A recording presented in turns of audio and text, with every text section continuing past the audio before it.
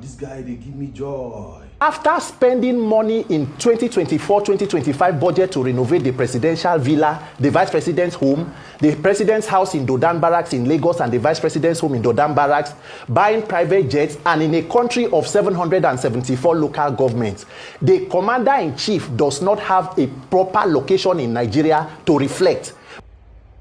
This guy, they give me joy.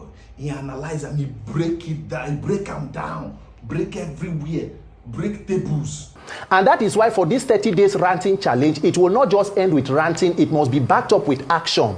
Nigerian youths need a system, an electoral system that can guarantee free, fair, credible, and peaceful elections so that you can be able to elect proper leaders. And that is what my own call to the president is. Shame go catch these people, as in, if they really get conscience. No, they don't get conscience. They really get. They don't get conscience. They don't go feel out. Anything way they tell these people now, they know they feel out. It just they go. They'll be like, man, we don't make up your mind. I'll break this gear out. Nobody could talk to me anyhow.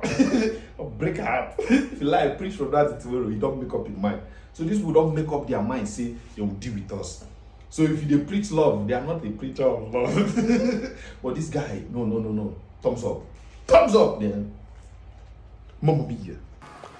Thank you very much. Look, without mincing words, let us be very honest. Nigeria is in dire straits. Nigerians are in a battle for survival. And if nothing else tells you the clear picture of what Nigerians are going through, few days ago, the presidential spokesperson or aide, Mr. Bayo Ononuga, put out a statement that the president is on his way to France for a 2-week working visit. And while in France, what the president is trying to do is to get an appraisal of his government and to retreat and reflect on his own reforms. Meaning, after spending money in 2024-2025 budget to renovate the presidential villa, the vice president's home, the president's house in Dodan Barracks in Lagos and the vice president's home in Dodan Barracks, buying private jets, and in a country of 774 local governments, the commander-in-chief does not have a proper location in Nigeria to reflect. But the president jets out to reflect about his policies from a foreign country. The president wants to reflect about his policies and has yet to make a statement on the 30-day rant challenge of Nigerian youths calling for help, where the cost of living is killing the living. Tomorrow it is Uromi killing. Next tomorrow it is Benue, it is Ondo, it is Plateau. What exactly is going on in Nigeria is an outright lack of accountability. And that is why for this 30 days ranting challenge, it will not just end with ranting, it must be backed up with action.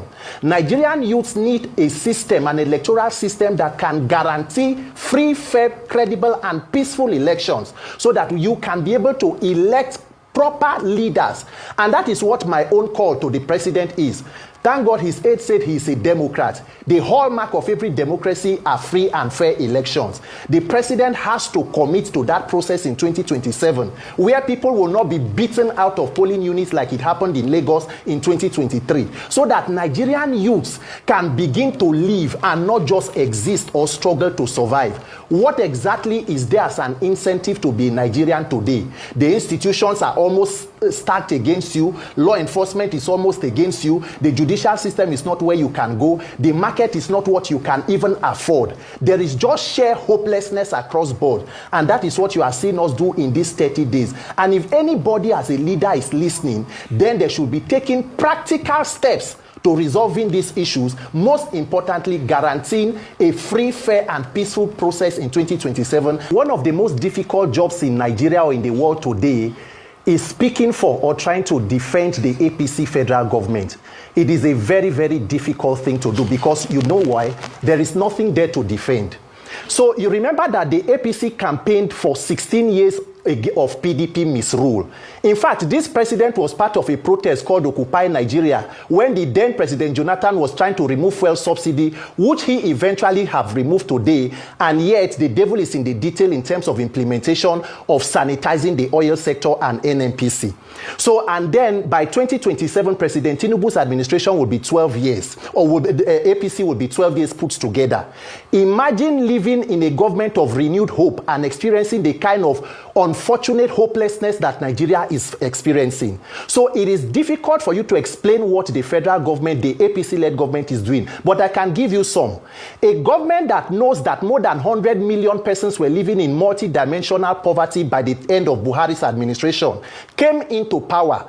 And the first priorities were deciding to renovate a vice presidential home for 20-something billion, purchase of new private presidential jets, a presidential yacht, renovating the villa, money for purchase of SUVs for the office of the First Lady, which is not even a legally recognized, constitutionally recognized office. So when you see the frivolities and wastages in government, and then that same government in turn begins to ask the people to make sacrifices. So it is we who will think of what to do for our country, while the leaders continue to live in luxury and affluence using taxpayer money. Look at the National Assembly. Immediately they came, they shared monies for themselves and purchased bulletproof SUVs, one for more than 160 million. Yet the minimum wage of that country is 70,000 naira. And that is a country where leaders are still demanding sacrifice from the people. So at what point does this sacrifice end? At what point does President Tinubu, his cabinet, the senators and his government begin to make sacrifices? The president is a former governor. He's on life pension from Lagos State. The vice president is a former governor. The senate president is a former governor. So with all the resources that are shared, 60% of Nigeria's corruption is administrative. Inflation of government contracts, budget padding. Who is sanitizing and fighting that corruption? But you cannot say anything because the government does not even feel beholden to the people. And that is why no matter how much Nigerians continue to cry, it falls on deaf ear. Why? Because they know that the electoral system can still be manipulated to rig people back into power, using also the Nigerian judiciary. So if I have the ears of any Nigerian politician right now, I will want them to know that power is transient. You cannot be in power forever. If you don't leave power, power will leave you.